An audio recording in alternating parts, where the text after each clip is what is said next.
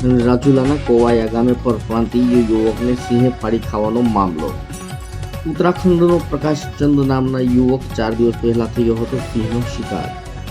સિંહના માનવ શિકારની મિજબાની માણતો એક વિડીયો ગઈકાલે આવ્યો હતો સામે। એક શિકારની મિજબાની માણતા એક ટ્રક ડ્રાઈવરે સામાન્ય શિકાર માનીને 8 સેકન્ડનો કર્યો હતો વિડીયો। એક સિંહ માનવ શિકાર આરોગતા તો અન્ય એક સિંહ સામે બેઠેલો કેમેરો થયો કેદ। આજે વધુ એક ચોંકાવનારો સીસીટીવી વિડીયો આવ્યો છે સામે। મૃતકના એક પગનો ટુકડો લઈને શ્વાન જતો હોવાના સીસીટીવી ફૂટેજ આવ્યા સામે। ગુજરાત પાવર પ્લાન્ટ કંપનીના કેમેરામાં મોંમાં પગ લઈને જતો શ્વાન સીસીટીવી કેમેરામાં થયો કેદ। વન વિભાગ અને પોલીસ દ્વારા સીસીટીવી ફૂટેજને આધારે શરૂ કરી તપાસ। સિંહ માનવ શિકારની ઘટના બાદ 4 સિંહો વન વિભાગે પૂર્યા છે પાંજરે। શિકારી સિંહની ઓળખ બાદ આગળની કાર્યવાહી કરશે વન વિભાગ।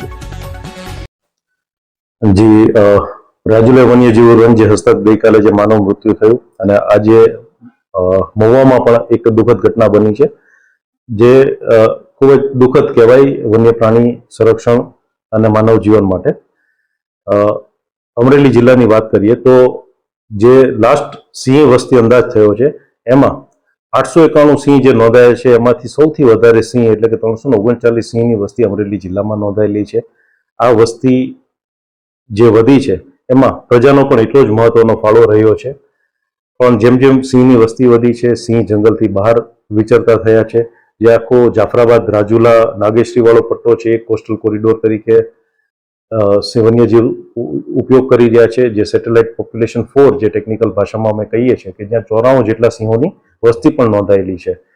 તો એક બાજુ સિંહોની વસ્તી વધી રહી છે સામે જ પીપાવાવ અને જાફરાબાદના કોસ્ટલ બેલ્ટ ઉપર ઇન્ડસ્ટ્રીયલ ડેવલપમેન્ટ પણ એટલું થઈ રહ્યું છે એટલે બહારથી માણસોની અવરજવર વધી છે, પરપ્રાંતીય માણસો વધ્યા છે, માનવ વસ્તી પણ સાથે જ એટલી વધી છે। તો એના કારણે આકસ્મિક સંજોગોમાં આવી ઘટનાઓ દુર્ઘટનાઓ બનતી હોય છે। જે રાજુલાના કેસની વાત કરીએ તો અમારી જે ઉપલબ્ધ માહિતી છે એ પ્રમાણે એના આગલા દિવસે પણ સિંહે મારણ કરેલા હતા। એટલે સિંહ માનવને કોઈ દિવસ પોતાના ભક્ષ તરીકે ગણતો નથી, એનો પ્રેવે જ નથી। એટલે આ એક અસામાન્ય પ્રકારની ઘટના છે। આ કોઈ રૂટીન તરીકે આને ગણી શકાય નહીં કે સિંહ આદમખોર બની ગયા છે એવું આને પ્રતિપાદિત ન કરી શકાય। અત્યારે જે સિંહો ત્યાં સ્થળ ઉપર હતા તેને વન વિભાગ દ્વારા રેસ્ક્યુ કરી લેવામાં આવ્યા છે અને અમારા ઓબ્ઝર્વેશન હેઠળ છે। એમાં અમે ખાતરી કરીશું કે શું આ સિંહોનું આમાં કોઈ ઇન્વોલ્વમેન્ટ હતું કે કેમ। જી સ્થાનિક લોકોને શું અપીલ કરશો અને આવા સંદર્ભમાં લોકોએ શું કરવું જોઈએ? સ્થાનિક લોકો કીધું એમ કે વર્ષોથી સિંહની સાથે જ સહઅસ્તિત્વમાં રહેતા એવા છે તો એમને ખબર જ છે શું કરવું શું ન કરવું। પણ જે લોકો બહારથી આ વિસ્તારમાં આવ્યા છે જેના માટે સિંહ એક નવું પ્રાણી છે, વન વિભાગ પણ પોતાની રીતે જાગૃતિના કાર્યક્રમો કરતા રહે છે। પંચાયત તરફથી પણ આ જ પ્રકારનો સહયોગ મળે એવી વન વિભાગને અપેક્ષા છે। આ ઉપરાંત જ્યારે અવાવરૂ વિસ્તારોમાં રાતના સમયે જો કોઈ માણસો નીકળે તો પોતાની સાથે લાઠી ને ટોર્ચ ને એવું રાખે તો પોતાની સેફટી રાખી શકશે અને આવા આકસ્મિક દુર્ઘટનાઓ ટાળી શકશે।